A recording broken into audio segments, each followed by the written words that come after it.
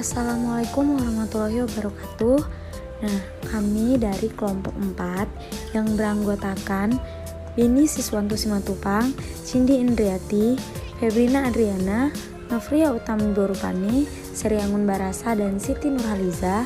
Nah, kali ini kami dari kelompok 4 akan membahas mengenai video pembelajaran tentang inovasi dan risiko. Nah, lebih lanjut mengenai inovasi dan risiko akan kami paparkan. Nah, selanjutnya kita akan membahas mengenai risiko. Klasifikasi risiko. Nah, klasifikasi risiko ini dapat digolongkan dari berbagai sudut pandang yang berbeda. Nah, menurut aktivitas operasionalnya. Nah, ini tuh artinya risiko itu dapat dibedakan dalam beberapa kelas. Risiko juga dibedakan dalam beberapa bisnis. Ada juga risiko properti, risiko informasi, risiko lingkungan, dan jenis-jenis risiko lainnya dapat digolongkan sebagai risiko umum. Nah, di dalam bisnis, risiko ini memiliki beberapa jenis. Ada 3 jenis risiko di dalam bisnis. Yang pertama itu ada financial risk. Nah, financial risk ini adalah sebuah kata yang cukup luas yang dapat mencakup segala macam bentuk keuangan seperti risiko edukasi, risiko pendanaan, dan juga pemberian harga dan lainnya. Nah, yang kedua ada hazard risk. Nah, biasanya direalisasikan pada lingkungan kerja, properti, dan juga bencana alam. Nah, pada umumnya, bahaya dan bencana dan juga ancaman dikorelasikan dengan kerusakan yang mengancam kehidupan dan juga keamanan. Nah, yang ketiga ada risiko operational risk. Nah, maksudnya itu sering digolongkan pada human risk yang berujung pada kegagalan operasional bisnis. Nah, selain itu, risiko operasional ini termasuk risiko yang ada di dalam aktivitas internal suatu organisasi yang ada di dalamnya. Nah, selanjutnya kita akan membahas mengenai risiko spesifik untuk usaha kecil dan mikro. Nah, SME atau Small Medium Enterprise ataupun perusahaan mikro ini adalah istilah bisnis yang mendefinisikan perusahaan yang memiliki jumlah anggota atau pegawai yang kecil dan biasanya maksimal berjumlah 50 pekerja sebagai jumlah maksimal untuk small business. Nah, sementara yang berjumlah maksimal 250 itu dikategorikan sebagai medium business. Nah, terdapat kunci perbedaan antara perusahaan mikro dan perusahaan kecil menengah terletak dalam berbagai 3 aspek, yaitu yang pertama ada proses pengambilan keputusan. Nah, semakin besar perusahaan dengan level birokrasi mereka akan lebih panjang dan juga sulit untuk memvalidasi keputusan, yang dimana sangat cepat untuk perusahaan kecil menengah mengambil suatu keputusan. Nah, yang kedua ada level dari cakupan risiko. Nah, umumnya perusahaan kecil menengah, terutama perusahaan kecil ataupun startup bisnis dalam tahap pengembangan dan perluasan, melihat diri mereka sendiri sebagai risiko. Nah, yang ketiga ada alokasi sumber daya. Nah, untuk bidang budgeting, perusahaan kecil akan selalu bermain dengan dana yang sangat terbatas. Nah, selanjutnya setiap bisnis itu memiliki strategi manajemen risiko yang kuat, dan usaha kecil dan mikro membutuhkan sistem manajemen risiko yang bahkan lebih ketat. Nah, karena keterbatasan ukuran dan juga kemampuan organisasi, bisnis kecil ini memiliki kesulitan ekstra dalam menangani risiko yang ada. Nah, selanjutnya kita akan membahas mengenai jenis risiko untuk usaha kecil dan mikro.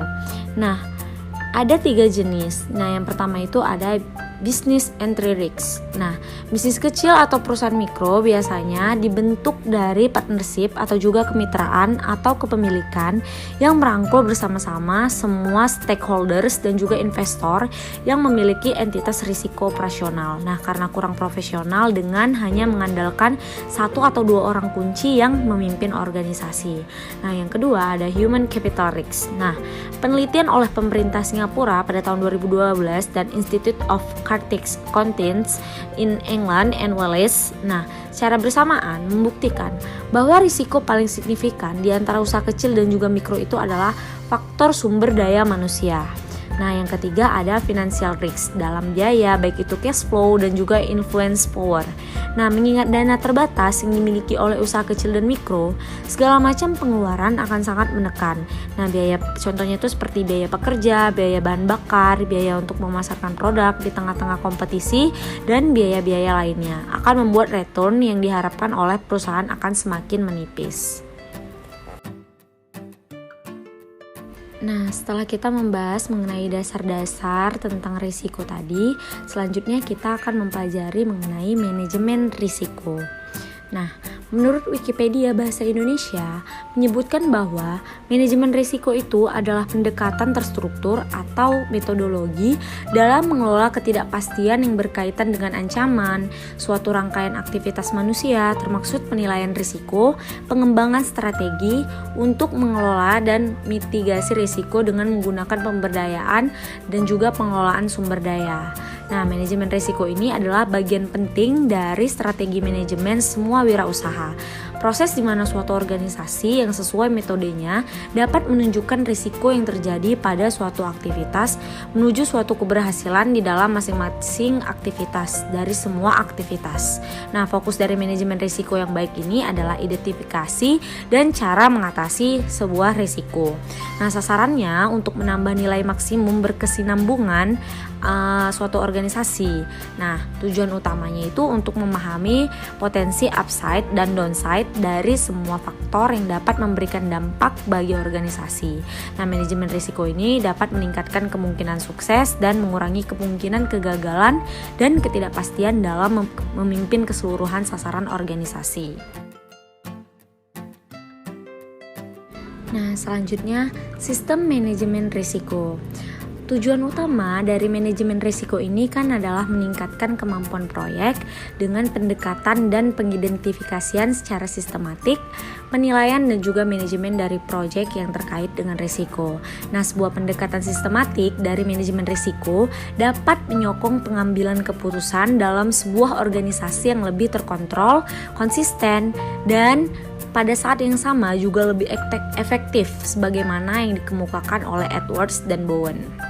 Nah, menurut Edwards dan Bowen, menurut mereka manajemen risiko itu perlu untuk bisa mencakup proses-proses berikut ini. Yang pertama, dapat mengenali dan mengidentifikasi konteks yang masuk akal dan yang pantas diraih. Dan yang kedua, dapat menganalisis risiko dari proyek yang akan dihadapi para stakeholder. Dan yang ketiga, dapat menganalisis risiko yang telah teridentifikasi.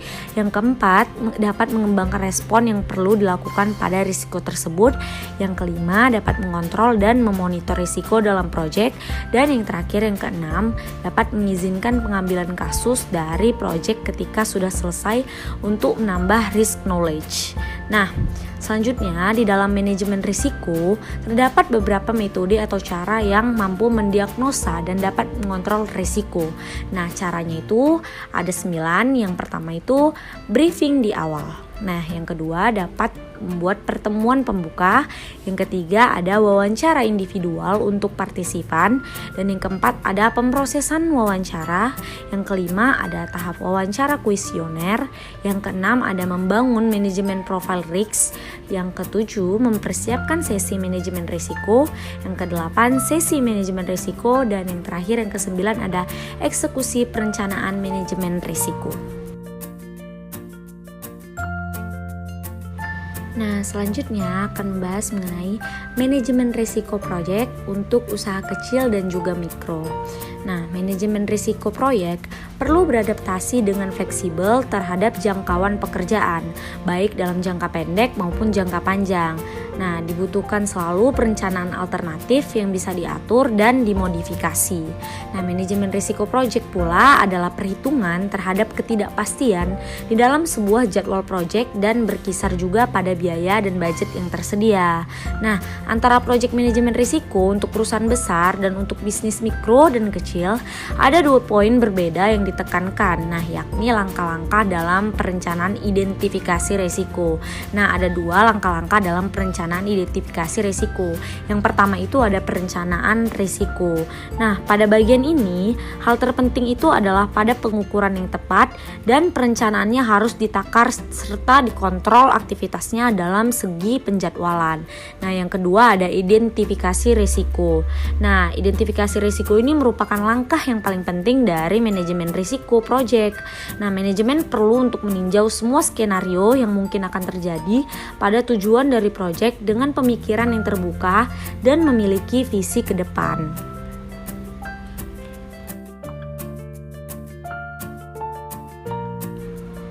Nah, selanjutnya kita akan membahas mengenai manajemen risiko pada usaha kecil teknologi. Nah, pada saat ini banyak sekali bisnis baik secara intensif ataupun tidak menggunakan teknologi yang menghubungkan risiko pada penggunaan teknologi. Nah, dibandingkan pada usaha kecil dan mikro, perusahaan yang bergerak pada bidang teknologi tingkat tinggi memiliki kapasitas yang lebih besar dalam hal inovasi, efisiensi teknologi, dan karena itu pula memiliki peluang yang lebih besar untuk menghadapi risiko yang berbau teknologi. Nah, dalam untuk berinovasi, ada beberapa penghalang yang akan membuat inovasi dalam berbisnis itu mati. Nah, untuk employee ataupun pegawai, ada beberapa alasan untuk membuat mereka berhenti membangun inovasi. Nah, berikut beberapa alasan dan juga contoh-contoh penghalang yang ada. Yang pertama itu ada kehancuran karir. Nah, karena inovasi sangat dekat dengan risiko yang berujung pada kegagalan, kadang pegawai akan takut untuk mengambil risiko sehingga mereka berada dalam ujung tanduk dan akhirnya gagal. Nah, yang kedua ada rasa bersalah dan pesimis jika gagal. Nah, jika pegawai sangat tidak termotivasi untuk mencapai kesuksesan, keinginan untuk berinovasi sama sekali tidak berguna. Nah, dalam melihat sudut pandang ini tentu sangat berbeda dengan para entrepreneur. Nah, mereka tidak akan mengenal kata gagal dan harus mencoba 3, 4 atau bahkan lebih dari itu untuk meluncurkan sebuah bisnis yang berhasil. Nah, yang ketiga ada ketakutan inovasi tidak akan berdampak besar. Nah, dalam berinovasi, risiko ini pun dapat terjadi. Mungkin akan jadi inovasi yang luar biasa atau hanya menjadi proyek biasa. Nah, di dalam inovasi tidak akan mungkin terjadi dampak yang besar jika tidak ada kesediaan untuk menerima bahaya dan risiko yang besar pula. Nah, tanpa adanya risiko, tidak akan ada juga hasil yang memuaskan. Nah, selanjutnya akan membahas mengenai inovasi rendah risiko. Nah, inovasi ini tidak selalu dapat bekerja sesuai dengan yang perusahaan harapkan.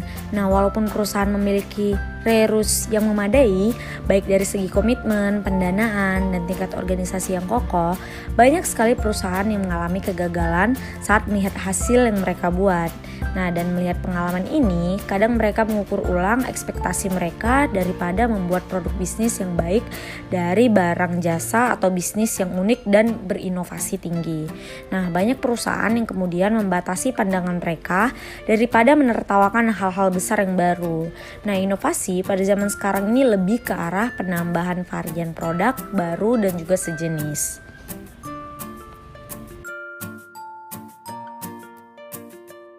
Nah, selanjutnya akan membahas mengenai pengaruh kebijakan pemerintah terhadap bisnis mikro dan inovasi.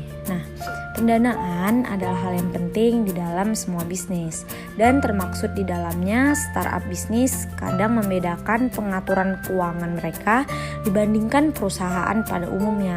Nah, saat startup ini memiliki beberapa aset dan mungkin tidak memiliki profit pada tahun pertama mereka, model tradisional untuk pengaturan utang dan keuangan sulit dilakukan pada jenis bisnis ini.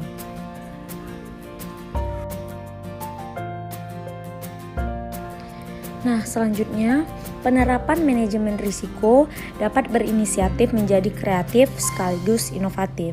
Nah, manajemen risiko dapat membantu organisasi dalam mengelola setiap risiko yang mungkin terjadi dan dapat berdampak pada pencapaian tujuan organisasi. Nah, proses manajemen risiko ini adalah suatu proses yang bersifat berkesinambungan, sistematis, logis, dan terukur yang digunakan untuk mengelola risiko. Nah, pada proses manajemen risiko ini meliputi penerapan kebijakan, prosedur, dan juga praktek untuk melaksanakan penetapan konteks, identifikasi risiko, analisis risiko, evaluasi risiko, penanganan risiko, monitoring dan juga review, dan komunikasi dan konsultasi. Nah, integrasi ini merupakan kata kunci dan karakteristik manajemen risiko.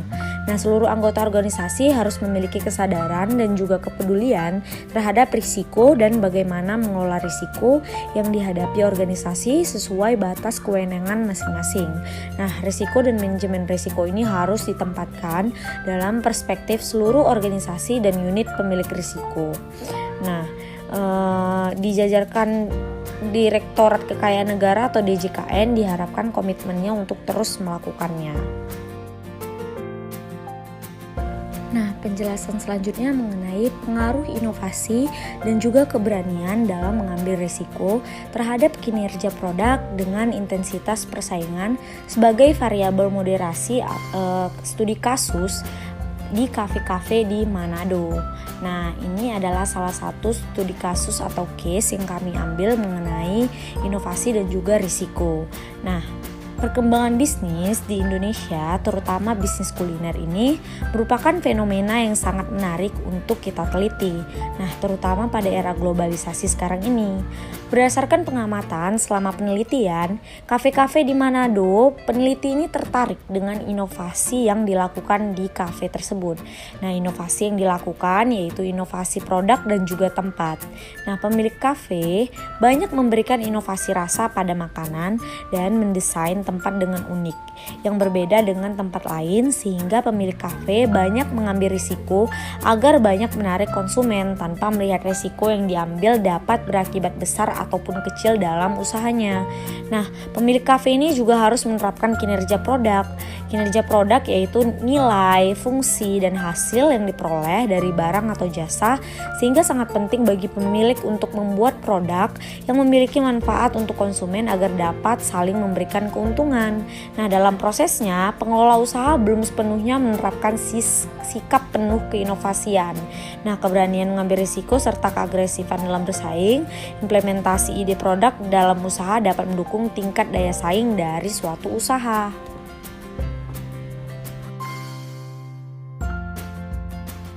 Nah, sampailah kita pada kesimpulan akhir mengenai pembahasan yang telah dibahas tadi. Nah, kesimpulannya, manajemen risiko ini adalah bagian penting dari strategi manajemen semua wirausaha. Nah, proses di mana suatu organisasi yang sesuai metodenya dapat menunjukkan risiko yang terjadi pada suatu aktivitas dari semua aktivitas. Nah, fokus dari manajemen risiko yang baik ini adalah mengidentifikasi dan cara mengatasi suatu risiko. Nah, sasarannya ini untuk menambah nilai maksimum yang berkesinambungan. Nah, tujuan utama untuk memahami potensi upside dan juga downside dari semua faktor yang dapat memberikan dampak bagi organisasi. Nah, segitu yang dapat kami sampaikan mengenai materi dari kelompok 4, yaitu mengenai inovasi dan juga risiko. Nah, semoga dapat berguna bagi para pendengar dan pelihatnya.